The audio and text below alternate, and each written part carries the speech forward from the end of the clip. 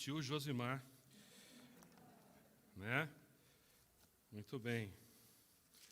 Quando foi a última vez que você ouviu a frase, por que tudo tem que ser tão difícil?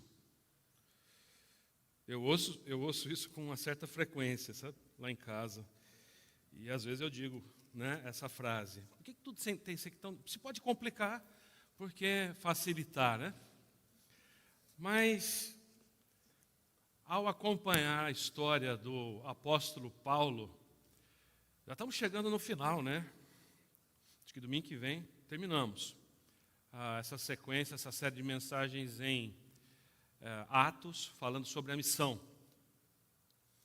Acompanhando a história do Paulo, então, nós vemos o quanto era difícil.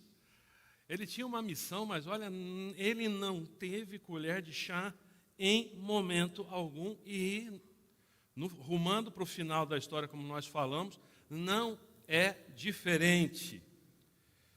E eu tenho certeza que Paulo muitas vezes deve ter tido a tentação de dizer assim, não é possível. As coisas são tão difíceis que eu acho que, será que é isso mesmo? Mas ao mesmo tempo vinha uma convicção de Deus para a vida dele, que ele estava fazendo a coisa certa, estava indo no caminho certo. Então, olha só, aqui vai a primeira lição para mim e para você. Não é por causa das dificuldades que nós encontramos no meio do caminho que nós estamos indo na direção errada. Nós vamos encontrar tempestades no meio do caminho, na nossa vida, em várias coisas. No casamento, na educação dos filhos, no trabalho, na escolha da carreira, se você ainda está nessa fase de escolha de carreira, trabalho, na igreja, ministérios, tanta coisa. Nós vamos encontrar tempestades. Olha, eu vou te falar uma coisa. Estou rumando aí para... E agora? 33 anos de ministério, 32 anos de ministério, e quantas tempestades, e quantas vezes deu vontade de dar meia volta, se fosse possível, mas não fiz, estou aqui. Não é fácil. Se você está acompanhando as nossas mensagens, você sabe que nós agora vamos para o Atos 27, e o tema da mensagem é as tempestades no caminho da missão.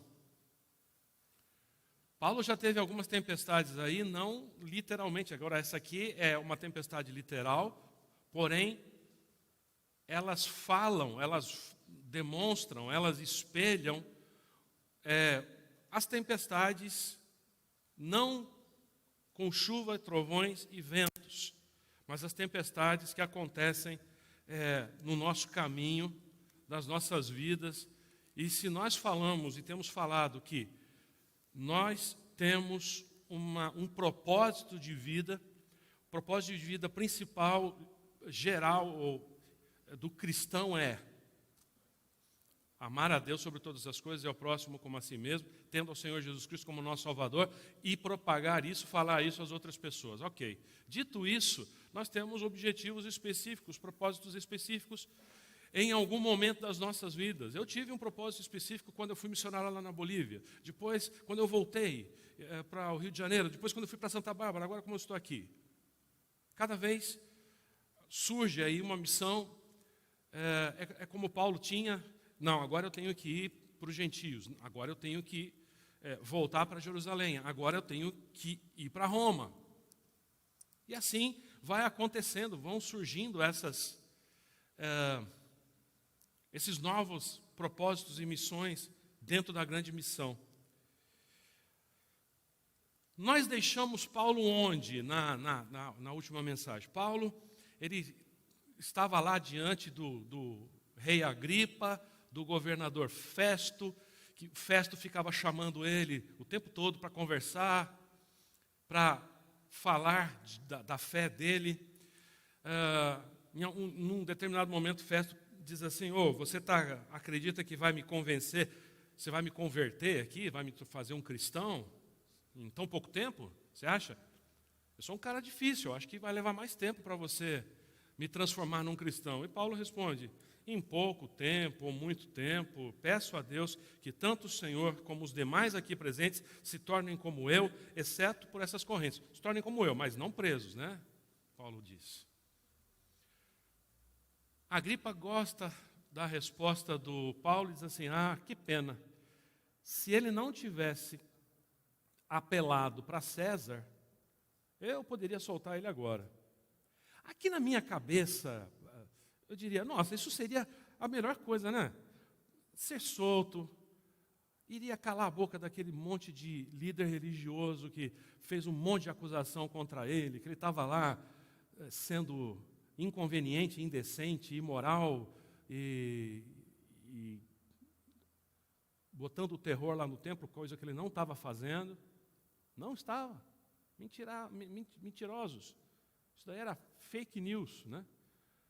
Poderia calar a boca de todo mundo sendo solto, ele dizer, está vendo, estou solto, mas lembra que tinha um plano. Tinha gente que já devia estar um palito, porque disseram que não iam comer nem beber antes de matar Paulo. Então, tinha gente muito determinada a matar Paulo. E ele tinha uma missão, ele tinha que ir para Roma. Então, eu mudo de ideia. Eu digo, então, ao apelar a César, ele fez a coisa certa. Aquilo que parecia ser a coisa mais sensata não era. Está aí uma coisa muito importante para a gente lembrar também, já é uma lição no meio disso tudo, é que algumas coisas têm aparência de ser a coisa mais sensata a ser feita.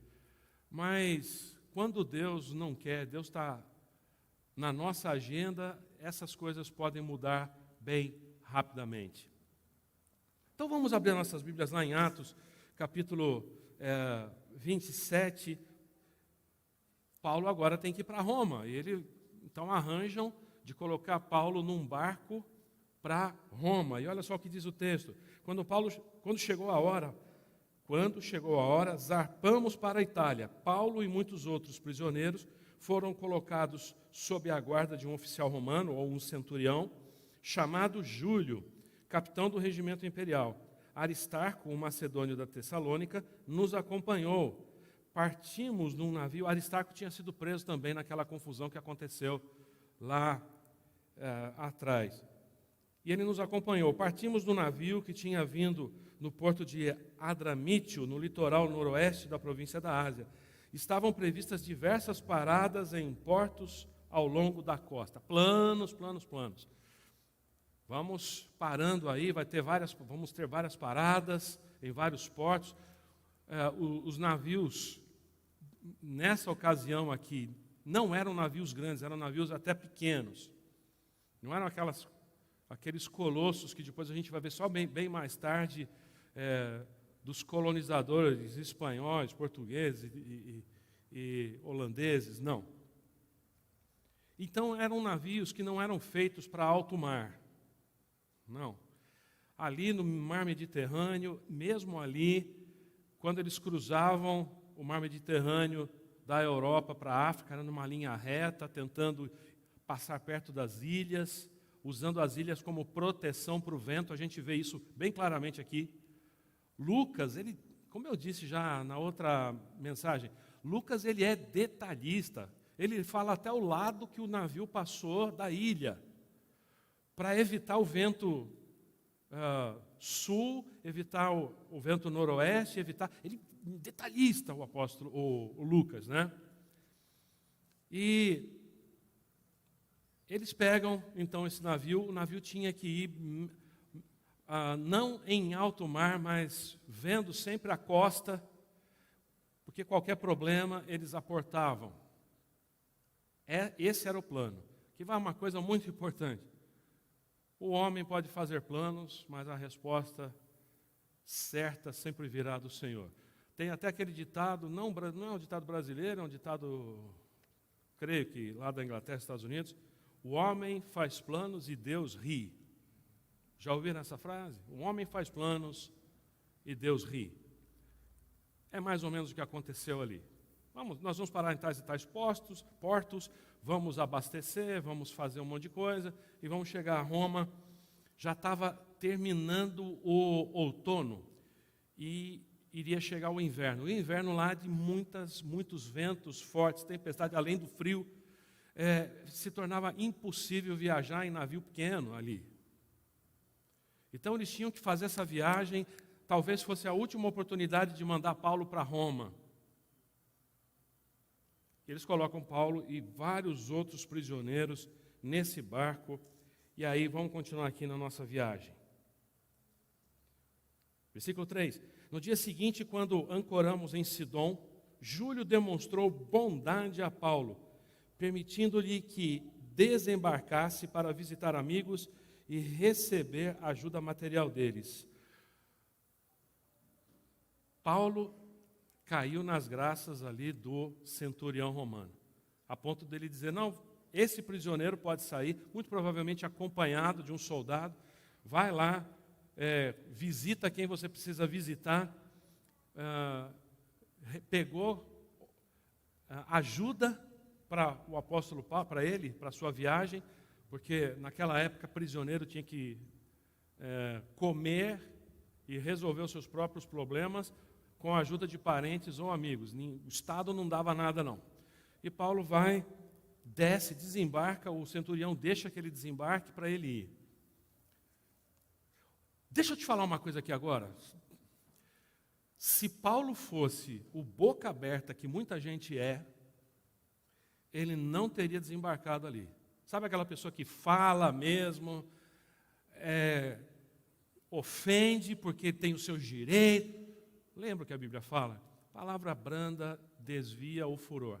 A dura suscita a ira, a branda desvia o furor.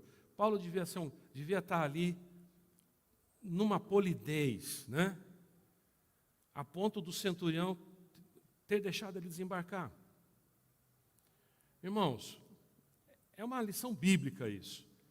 Se nós quisermos fazer as coisas, a gente tem que ter tato. Não é ofendendo e gritando que nós vamos fazer com que alguém ouça o que nós temos a dizer. As pessoas têm que ver em nós ponderação, para parar e levar em consideração aquilo que nós falamos. E Paulo caiu nas graças ali do centurião romano que deixou que ele desembarcasse, fizesse suas coisas e voltasse para o navio. Paulo deve ter dito para ele assim, eu prometo que eu volto. E ele acreditou. E ele voltou. Bom, prosseguindo, eles entraram no navio de novo. Aí diz ali que quando partimos de lá, fomos costeando pela ilha de Chipre, devido aos ventos contrários, que tornavam difícil manter o rumo. Ventos contrários, marca isso. Quando prosseguimos por mar aberto, passamos pelo litoral da Cilícia e da Panfilha, chegando a Mirra, na província da Lícia. Ali o oficial no comando encontrou um navio egípcio de Alexandria, que estava de partida para a Itália e nos fez embarcar. Mudaram de navio, baldeação. O centurião romano que estava levando aqueles homens que estavam réus, que estavam indo para o julgamento lá em Roma, não era só Paulo, e mais outras pessoas, inclusive Lucas, que não consta aqui como um dos presos, mas alguém que acompanhava, porque ele fala na primeira pessoa, nós passamos, nós viajamos, ou seja, Lucas está junto, né? E outros passageiros, além dos soldados, do dono do navio, diz o texto aqui que o dono do navio estava ali, o capitão e o centurião. Muito bem, aí vai essa viagem. O destaque aqui, então, é que era um barco de prisioneiros, mas, porque diz ali que tinha muitos outros prisioneiros, mas eles estavam indo para Itália, vindo do Egito. Alguns historiadores dizem que isso era muito comum, barcos saírem do Egito levando grãos para serem entregues na capital, que dominava inclusive o Egito naquela época, Roma. Então era um navio com grande carga de suprimentos. Era um navio maior. Entra ali o centurião romano, tem o dono do navio, tem o capitão do navio, e eles continuam agora enfrentando ventos contrários. Depois dessa baldeação lá, então, Diz o texto ali no versículo 9 que eles perderam muito tempo, havíamos perdido muito tempo, as condições climáticas estavam se tornando perigosas para a navegação, pois se aproximava o fim do outono. Talvez na sua Bíblia diz assim, estava terminando o jejum, é essa época, fim do outono muito provavelmente ali naquela região, outubro, e Paulo tratou dessa questão com os oficiais do navio. Paulo vai lá e fala com os oficiais do navio, prisioneiro dando conselhos. A advertência de Paulo está aí no versículos 9 e 10. Ele tratou dessa questão e disse: Senhores, se prosseguirmos, vejo que teremos problemas adiante. Haverá grande prejuízo para o navio e para a carga, e perigo para as nossas vidas. Mas diz ali que o oficial encarregado dos prisioneiros deu mais ouvidos ao capitão e ao proprietário do navio do que a Paulo. Não deu ouvidos a Paulo, deu ouvidos aos outros. E uma vez que bons portos eram uma enseada aberta, um péssimo lugar para passar o inverno, enseada aberta quer dizer que poderia bater vento de todos os lados, a maioria da tripulação que desejava ir para a Fenícia, que ficava mais adiante na costa de Creta, mais ou menos 60 quilômetros dali, e passar o inverno ali. Eles iam passar mais ou menos uns 2 meses ali. Nossa, mas naquela época não navegavam no inverno? Não, como eu disse, ali não. Não, com aquele tipo de navio não. Eles tinham que planejar suas viagens para chegar antes do inverno, mas eles tinham perdido muito tempo. Tinham perdido muito tempo. Fênice era um bom porto com abertura apenas para o sudeste e noroeste. Era fechado, era como tinha uma ilha com um canal e ali era bom para deixar o navio nos tempos de inverno que vinham muitos ventos que poderiam até tombar um navio. Eles não ouvem Paulo. Você já ouviu também a frase, eu já disse, eu te avisei. Paulo vai dizer isso daqui depois. Eu avisei. Então, uma lição muito importante aqui, que na nossa vida nós vamos encontrar muitas pessoas que não vão parar para nos ouvir. Eles devem ter dito assim, não, eu sou dono de navio. O outro, eu sou capitão de navio. O que é que esse cara, que é fazedor de tendas, um religioso judeu, preso, condenado, pregador de uma seita, que eles diziam que era uma seita, o que é que ele tem para nos dizer a respeito de navegação? É que ele tinha Deus na sua vida. Aqui vai uma lição muito importante. Não importa quanto você saiba de um assunto, coloca Deus no assunto. Coloca Deus no meio das suas decisões. Mesmo que você acredite que sabe muito das coisas. Aqueles homens não deram ouvidos para Paulo, mas eles vão dar. Eles vão dar ouvidos para Paulo, porque as coisas vão mudando. E aí, a tempestade acontece. Lá no versículo 14, diz assim que mas o tempo mudou de repente, e um vento com força de furacão, chamado Nordeste, na NVT chama ele de esse vento de Nordeste, mas ele tem um nome específico. Esse vento até hoje é um vento que assusta os navegantes ali naquela região do mar Mediterrâneo, Grécia, indo para a Itália. Soprou sobre a ilha e nos empurrou para o mar aberto, tudo o que eles não queriam. E como os marinheiros não conseguiam manobrar o navio para ficar de frente para o vento, desistiram e deixaram que fosse levado pela tempestade. O tempo mudou de repente.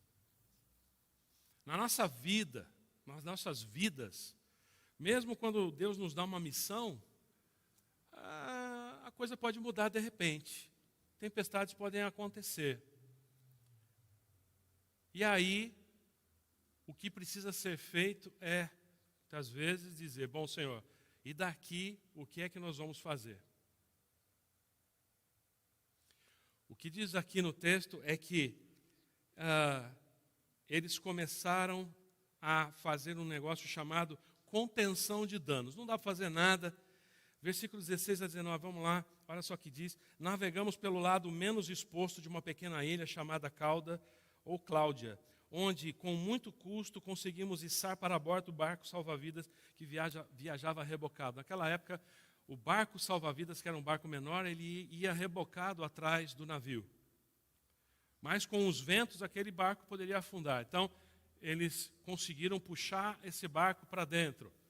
Lembra disso? Lembra que o barco está dentro do navio, amarrado. Porque a gente vai voltar esse barquinho aí depois. Eles trazem o barco salva-vidas para dentro. O que diz ali? Eles amarraram cordas em volta do casco do navio para reforçá-lo. Como se amarra um feixe de alguma coisa. O negócio estava tão feio que eles começaram a remendar o barco em alto mar. E eles temiam ser arrastados para os bancos de areia de Sirte, diante do litoral africano, por isso baixaram uma âncora flutuante. O que é uma âncora flutuante? Quando um navio estava chegando num porto, lembra que esse navio era a vela. Não era um navio como o de hoje, com um motor que dá para engatar ré e as hélices virarem ao contrário para frear o navio. Como é que um navio freava quando estava chegando num porto? Eles baixavam as velas e jogavam uma âncora flutuante, que era como se fosse uma coisa que fosse um arrasto, como um paraquedas, mas dentro da água, de madeira, que ia causando um arrasto para o navio e diminuindo a velocidade. É impressionante os detalhes de Lucas. Eles fazem isso, mas olha, não dá. A força do vendaval continuava a castigar o navio, a tripulação começou a lançar a carga fora. Essa viagem estava perdida, o lucro já tinha ido embora. Lembra do que Paulo falou? Que iam perder a carga, já estavam jogando a carga fora. E no terceiro dia removeram até parte do equipamento do navio e jogaram fora. Equipamento do navio, começaram a jogar portas, começaram a jogar móveis, começaram a jogar nada que fosse imprescindível, começaram a jogar para o navio ficar leve e conseguir ficar acima das ondas. E aí, a tempestade terrível prosseguiu por muitos dias, escondendo só as estrelas, até que perdemos todas as esperanças. E quando eles perdem as esperanças, vem Paulo, que tinha avisado, e olha lá no versículo 25, ele diz assim, olha, eu avisei, né? Eu avisei.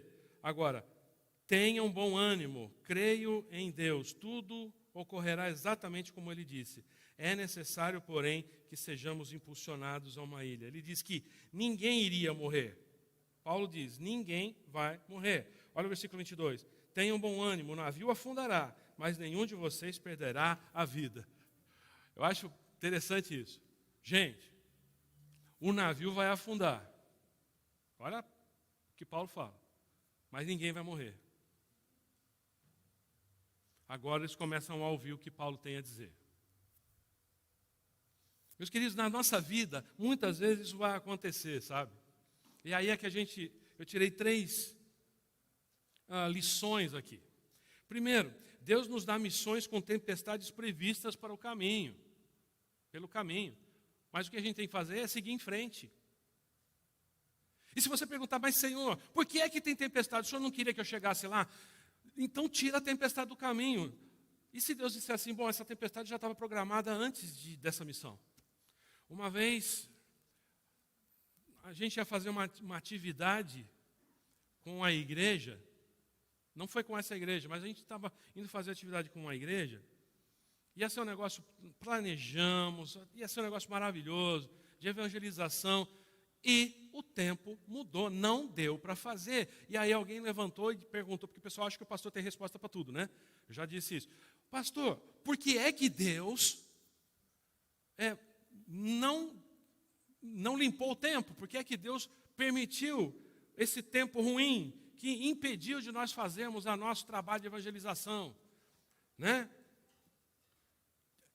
Como se perguntasse, Deus não sabia que ia ter esse trabalho de evangelização? Por que não impediu? Eu disse assim, então, é que esse tempo ruim já estava na agenda de Deus, quem sabe, desde o início. Nós é que marcamos em cima. E se Deus acha que essa tempestade é mais importante do que a nossa evangelização, ou então até para o nosso crescimento espiritual, esse é o propósito de Deus.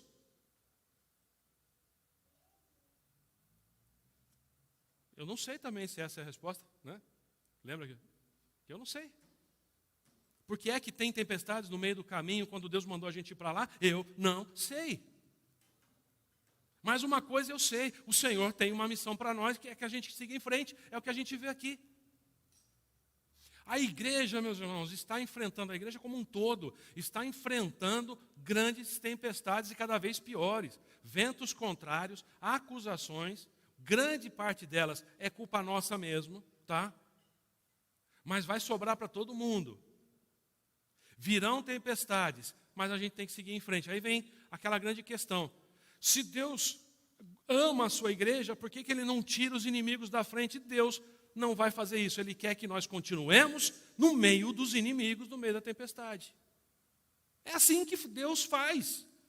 Ele não vai tirar as tempestades, não vai acalmar os ventos contrários para que a gente passe, não. Não vai. Mas Ele vai estar junto com a gente. Ele deu uma missão e Ele diz, vocês vão chegar lá e vão fazer. É isso, é assim que funciona. Porque Deus diz o seguinte, Deus acredita na força da igreja.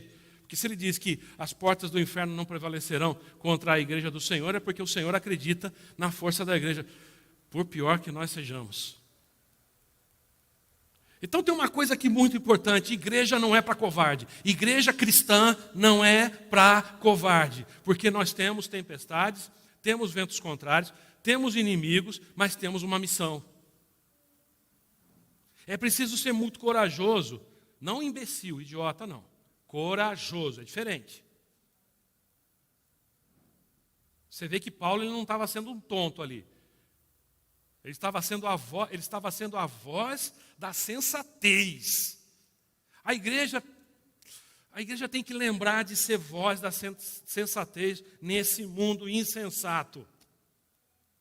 É o que parece que está faltando. Tem cada coisa que crente fala aí que dá até raiva. Dá vontade de gritar aquela famosa frase, não me representa. Porque não está sendo sensato. Mas quando a igreja, que tem uma missão, ela é sensata nesse mundo que está numa baita tempestade, o mundo vai parar para nos ouvir se nós formos sensatos, cabeça no lugar, coerentes com a pregação, com aquilo que o Senhor nos deu. Então, igreja não é para fraco, não é para covarde, igreja é para corajoso e para gente sensata, porque vem tempestade por aí. Eu me lembro disso. Teve uma época no meu ministério que do nada vinha essa frase na minha cabeça. Vem tempestade por aí. Aí o que é isso, né? Às vezes você ouve, a gente chama isso de, na psicologia, é pensamento invasivo. Vem tempestade por aí. E veio. E das brabas. E eu comecei a jogar a carga no mar, joguei a âncora flutuante para diminuir a velocidade, eu comecei a jogar o equipamento, eu comecei a amarrar o casco do navio e eu achei que não ia dar. Mas aí Deus mostrou que Ele tinha uma missão para mim. E eu estou aqui agora. Deus nos dá as missões, Ele quer que nós cheguemos lá, mesmo com as tempestades no meio do caminho. Segundo lugar, às vezes você vai ser o único a pressentir um problema. Faça a sua parte e ajude. Não é interessante como Paulo, ele pressente o problema, mas ele pressente, lógico, com a revelação de Deus, Deus se revela a ele, ele diz que um anjo disse para ele isso. Eu queria ter esse grau de comunhão com Deus que Paulo tinha, de chegar e dizer assim, não, um anjo me falou. Por que você não? Foi um anjo me falou. Né? Que segurança dele. E ele pressente e ele avisa, mas na hora que o negócio começa a se arrebentar, ele não pega e diz assim, olha, eu avisei. Ele fala, né? Olha, eu avisei. Mas ele diz isso, mas diz assim, mais mãos à obra, eu vou ajudar. E ajuda. Se não fosse Paulo, a gente vai ver isso daqui a pouco e à noite também. Se não fosse Paulo, naquele navio, as coisas teriam ido para o fundo do mar, todo mundo. Aliás, eu acho, meus irmãos, que esse mundo só não foi destruído ainda, usando aquele princípio da palavra de Deus, que é por causa daqueles que o Senhor ainda ama, e são poucos. É que nem o Ló lá em Sodoma e Gomorra. Sodoma e Gomorra não foram destruídas por causa da presença de Ló. Quando ele saiu de lá, aquilo que retinha o fogo do céu caiu sobre aquelas cidades ali. Então, temos que ser aqueles que falam do Apocalipse, mas, ao mesmo tempo, precisamos tentar salvar as pessoas, ajudar as pessoas. A tempestade está aí, o barco está indo para o fundo, vai para o fundo, mas a gente não vai ficar só de longe apontando o dedo e dizendo, eu bem que avisei. Não. Nós vamos fazer a nossa parte. Finalmente, as tempestades virão, mantenha a calma, seja realista, pregue a esperança. Foi o que Paulo fez. Paulo, ele conseguiu manter a calma e ele foi realista. Ele não enganou ninguém, ele disse, o navio vai afundar. O navio vai afundar. Ele poderia ter omitido essa parte. Não, fica tranquilo, está tudo bem. Não, ele vai e fala, o navio vai afundar. Mas ele prega a esperança. Ele diz assim, nós vamos ter que ir para alguma ilha, a gente descobre que ilha é essa depois, eles vão parar na ilha de Malta. Ele diz, ninguém vai morrer. Ele foi realista, mas ele pregou a esperança. E manteve a calma. Irmãos, tem uma coisa importante para nós aqui hoje. Para mim e para você. Nesse mundo cheio de turbulência, a igreja não pode se desesperar. A igreja tem que manter a calma com realismo. Eu já vi muita gente fazendo pregações que não são realistas. O mundo todo dobrará o joelho diante do Senhor e o mundo todo será cristão evangélico. Não vai acontecer. Leia a sua Bíblia, por favor. Ah, mas não está escrito que todo joelho dobrará? Isso está falando lá do grande trono, diante do Senhor, não está falando da terra, dos habitantes. O que a palavra de Deus diz? Que a porta é estreita e poucos vão passar por ela. A porta é estreita. Então nós temos que manter a calma, ser realistas, mas pregar a esperança que só existe em Jesus Cristo. Baixe sua cabeça em oração, vamos orar. Senhor Deus e Pai, nós estamos, Senhor, num mundo cheio de tempestades, ventos contrários, oposição, inimigos. Mas, Senhor, que a nossa atitude nesse barco, a nossa atitude, seja um fator preponderante para que pessoas se salvem, venham ao Teu conhecimento, entreguem suas vidas a Ti e saibam que só em Ti há salvação. Obrigado, ó Pai, no nome maravilhoso e precioso do Teu Filho Jesus que eu oro. Amém.